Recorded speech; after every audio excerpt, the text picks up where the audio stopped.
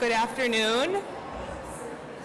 My name's Melissa Hemisath, and on behalf of the University of Dubuque and the Office of Advancement, it is a privilege to welcome you all to really one of our favorite events of the year. This year in particular is very special for us. We were talking earlier this week and worried that we wouldn't have enough space for everyone that wanted to come. So that's certainly a blessing. So thank you to each and every one of you for your continued partnership in this mission. This room is filled with our colleagues, so our fellow UD faculty and staff members. There are alumni here. There are also friends of the university, and there are also representatives from businesses and organizations that support the university through student scholarships. So I think that's important for everyone to know kind of who's at your table and who's your company. We also have students with us today. So I don't want you to feel a little bit bashful sometimes, but could the students who are joining us today stand and be recognized?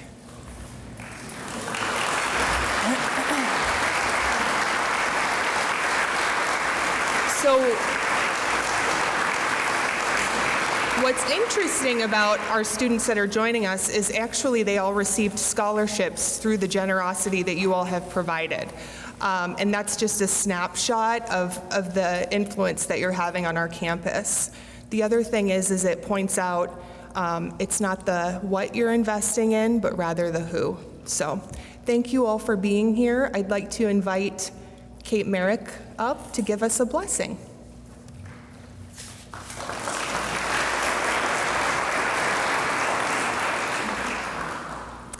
Hi, thank you all for being here today. My name is Kate Myrick. I am a second year MDiv student, Master of Divinity student in the seminary.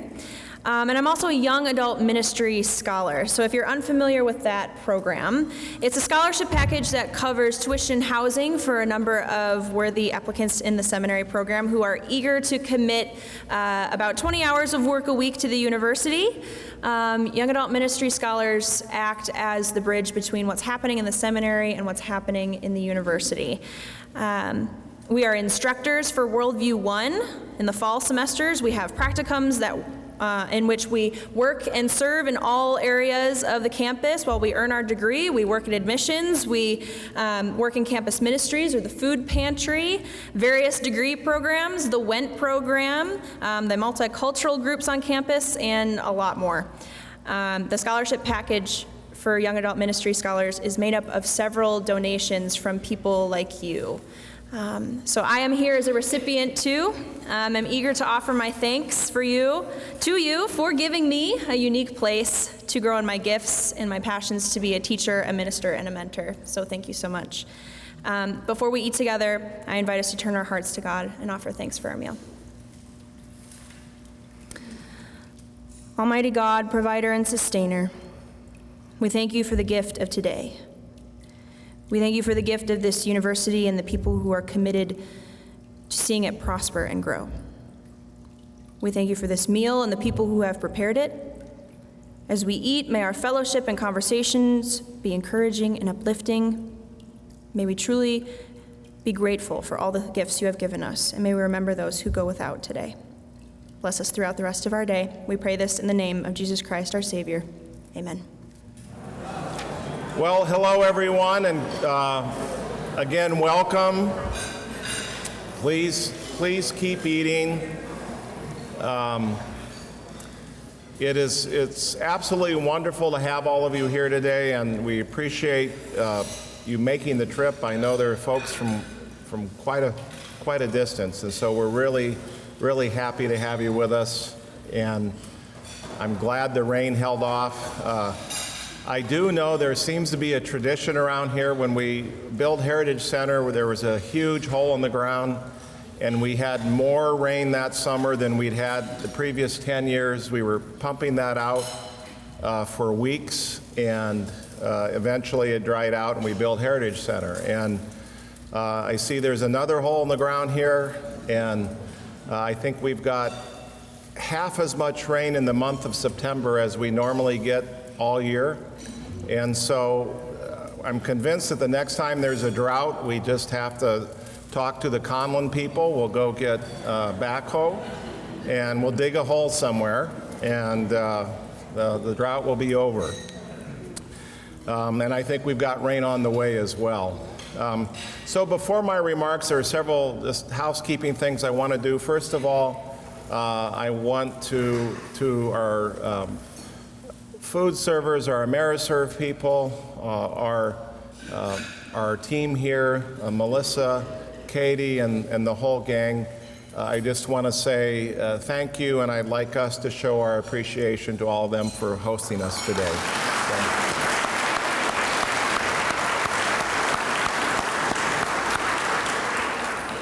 The second really important bit of housekeeping is, if you haven't figured out by now, there is no elegant way to get out of these chairs. So if you're trying to get out, I just advise that you don't look at each other and just sort of, close your eyes, because it's not a very pretty sight. So we had these poor chairs. We go around. I'm actually arguing the case here for new chairs, but I'm losing the argument, so I'm hoping that you'll help me with this. And we had 2 visitors this year. They just went plop and did a backflip, and thank God there were no lawsuits and nobody got hurt, but we need new chairs. Thirdly, and most importantly, and this is what this event is all about, I want to recognize each of the students who are around the table. And I have the privilege of knowing a number of you. Part of my challenge as president is I get to know you just about the time you're ready to leave. And so that's both a joy. I've offered to extend your stay here. Nobody's taken me up on that.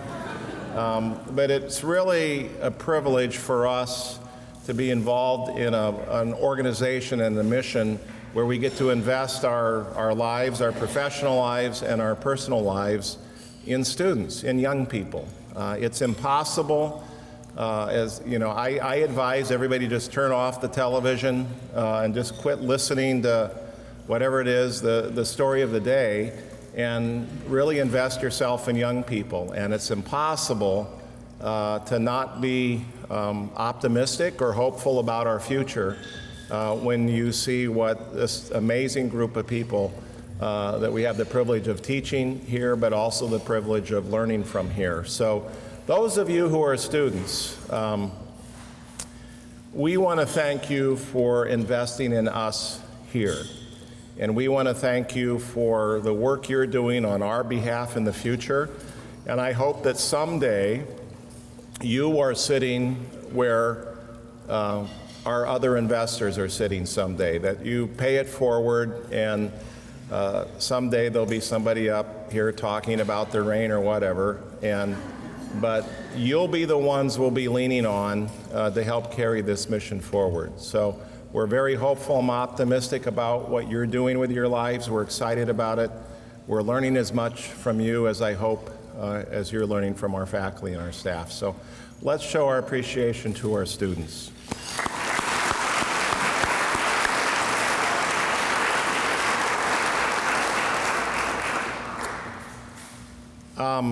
I try, as you know, I try to do these updates, these written updates 3 times a year, and we've got quite a mailing list of people that we go into a fair amount of detail. The only real investment is the investment in time it takes to create the updates. So I'm not going to go into kind of the nitty-gritty detail of what's happening around here. You can see we're busy with construction. And we're still doing that. I learned absolutely nothing about construction in seminary, and so this has been my life here the last 20 years. We're very excited to be dedicating, in honor of C. Howard Wallace, the Wallace Common. That'll happen on October the 4th. For those of you who've not met Dr. Wallace, he started teaching here in 1959. And so we're just really, really fortunate to still have him with us and to be able to celebrate this event together. Back behind us, of course, will be our new Welcome Center. and that will appropriately be named after Peter and Susan Smith, and Peter is now trying to sink into a chair right now, which is impossible to do. And so we've started that. That'll be dedicated next fall, and we're really excited for you to experience this building because in addition to classrooms and offices, there's going to be an interpretive piece to this that will interpret the university's history, its mission, in some interactive ways. And so I think that'll be a really exciting piece of what we're doing. Overall, I think the university's in a really good place. If you follow any of these updates or follow the media, it's in the upper Midwest, Midwest, and Northeast. Higher education is undergoing an enormous shift. It's a very challenging time. In our region, my prediction is in the next 5 years, in terms of the independent schools in the state, at least 5 of those schools will be closing. I'm not going to mention which ones they are, but it's going to happen. Part of that is demographics. Part of that is just the economics that supported what we've all known for the last 60 years in higher ed no longer works. And so schools have to innovate. Those that innovate, that are smart, that I think are fiscally conservative, do well.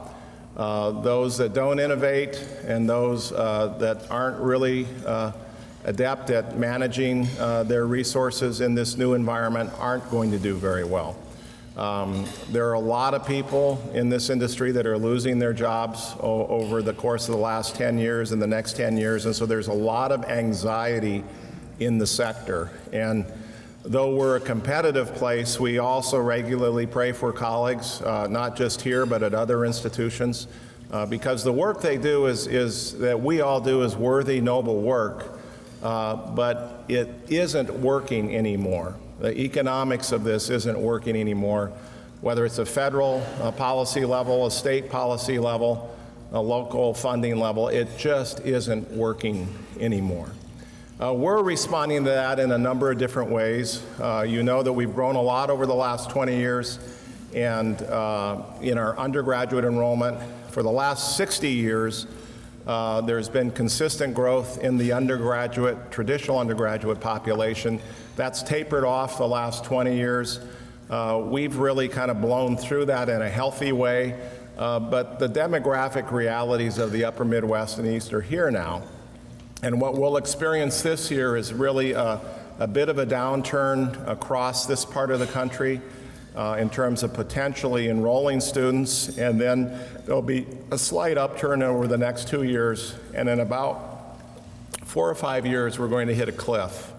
And that cliff will be at the point when you're going to see a lot of these schools just simply go out of business. So we're right now preparing for that cliff that is 5, 6, 7 years from now. We've actually been preparing for it for the last 10 plus years. And so our organization will work very hard to continue to be solid during that period, and we think we can thrive through this period. But it's going to require us to do business a little differently as well. One of the things that works here really well for us is we try to be a very transparent organization. So when I do updates to our faculty and staff, you know, we're all adults, and so we can handle bad news as well as good news. I mean, the last thing that I'd want to be hearing about from a president who's kind of blabbering on is pie in the sky stuff that isn't reality. And I'm very proud of our folks, of our faculty members and our staff teammates, because they can handle bad news. And what ends up happening is, by a process of working together, we're usually able to figure out solutions and adaptations that make us stronger than we were a year ago or 2 years ago or 3 years ago. And that's a special organization. It takes special people to do that. And it also takes a special group, a cadre of individuals, investors, who believe in this mission, who believe in the students who are part of this mission, and who have a passion about moving it forward. So what does that mean for us? What you'll see over the next 5 years is that our traditional undergraduate population will stabilize, and we'll probably trim that back a little bit, just given the demographics. Now, what you'll find is we have students from over 40 states in over 20 countries. I don't have the data from this fall yet. Last year it was 44 states and 27 countries. So in addition to Iowa, Wisconsin, and Illinois, our largest recruiting areas are California and Texas. But we have students from all over. That's helpful for us.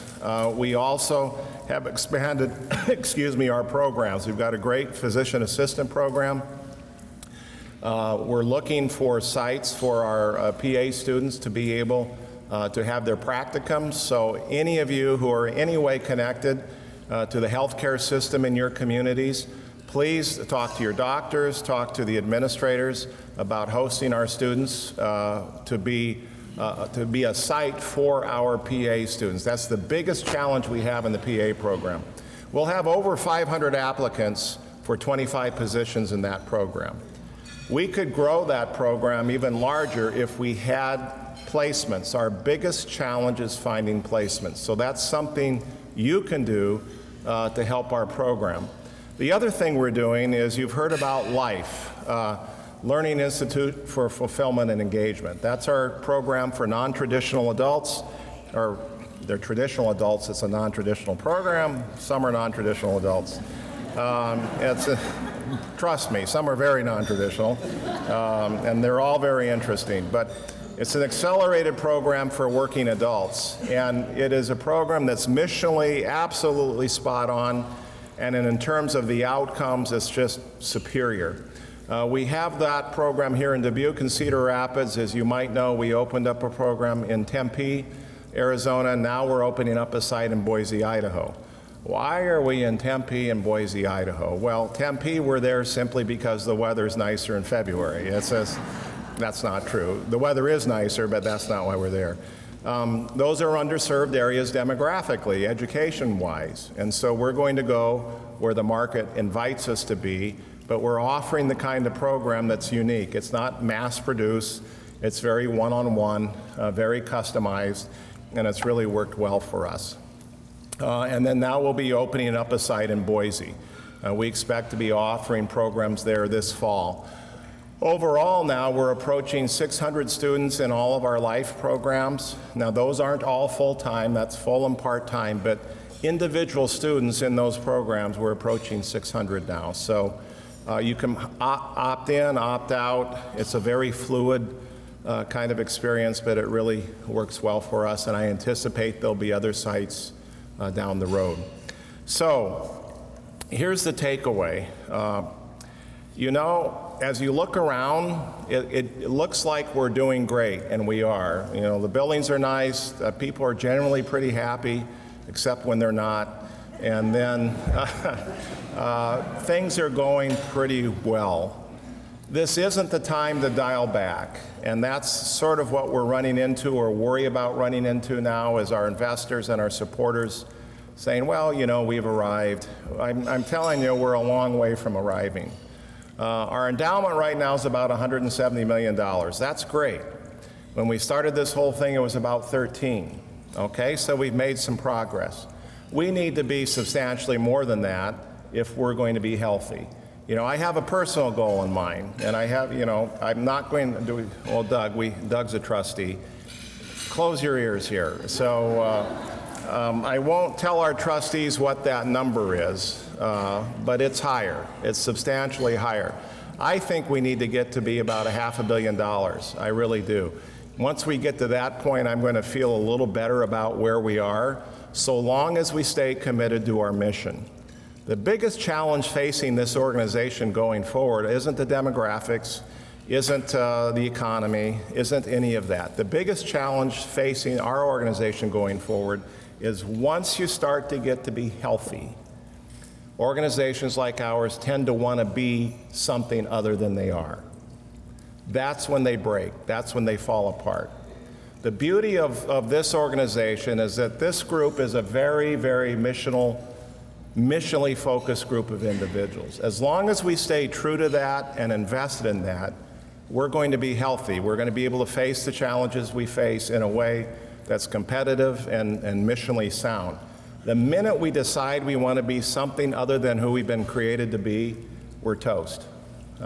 That's a technical term in higher ed. We're toast. And I'm very proud of the new generation of leadership and faculty members we have here. They all get it. They're all committed to it. And I think our best days are ahead of us so long as we stay focused on those simple points and so long as you as investors and others are really committed to paying it forward. So thank you. I really appreciate your time here. Melissa has written a note here. My biggest fear in my talk was that I was going to forget to introduce Marissa. Okay, and here's a big note now. I've turned 60, so there's the note. Jeff introduced Marissa. And then she reminded me before I came up, too. So it's a privilege to introduce Marissa George. Now, Marissa and I have known each other for 4.5 years. She just got married, so congratulations. And Marissa was student body president for 2 years, and so one of our traditions is that I have the privilege of meeting with students at least monthly and one-on-one, and we just talk about what's happening at the university from a student perspective. And that's really been fun for me over the years, but really fun with Marissa just to watch her grow and mature, to develop intellectually and interpersonally and just as a human being. And so I won't go too much further because I know I'll embarrass you, but we're very proud of her. I'm really excited about her future and the life that she will have and the contribution that she will make in the future and now. So I welcome Marissa and invite you to join me in welcoming her to give a few remarks. Marissa, welcome.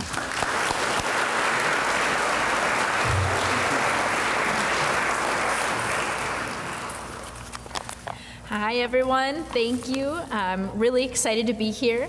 Again, my name is Marissa George, and I just graduated this past May, so just a few months ago from UD, and I graduated with both a Bachelor of Business Administration and a Bachelor of Arts in English. And these past 4 years that I spent as an undergraduate were absolutely the best times in my life. I remember my freshman year meeting some of my best friends in the Aitchison Hall dormitory, and I spent 2 years playing on the tennis team here where I met my now husband, and it's just been a crazy 4 years, and I will always fondly recall it. And it's really an honor to be here today. I'm thankful to be in front of all of you. I've given my fair share of speeches for the university in my various roles, but this one is truly an honor because of the dedication that all of you here have to our students, to me, to everyone who has been on this campus and will be on this campus. And so you may not know me, and you may not know many of the students or any of the students on campus, but believe me when I say that they all know you. They know your support and your selflessness and your generosity, and we are eternally grateful that all of you are so generous for all of us. And there's not a single student on this campus, past or present, that's not been personally affected by all of you in this room. And so on behalf of all of them, I'd like to say thank you. And I personally would not be standing here today if it weren't for all of you. I know in every student's college experience, there are countless mental, physical, and emotional barriers we have to hurdle over, and we can't do that alone. And so I want to thank you for being that invisible helping hand that's helped so many of us over those hurdles over the past 4 years and as much time as we've spent on this campus. And so I'm standing here today because of the goodness of so many people other than me, especially the people in this room. And I'm so thankful that I found my way to the University of Dubuque through all of you, through my family, through the faculty and the staff, and my poor admissions counselor, Jill.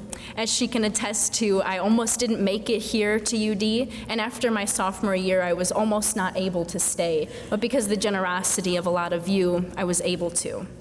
So prior to moving to Dubuque in 2015, I grew up in Racine, Wisconsin, just south of Milwaukee, with my mom and my dad and my sister.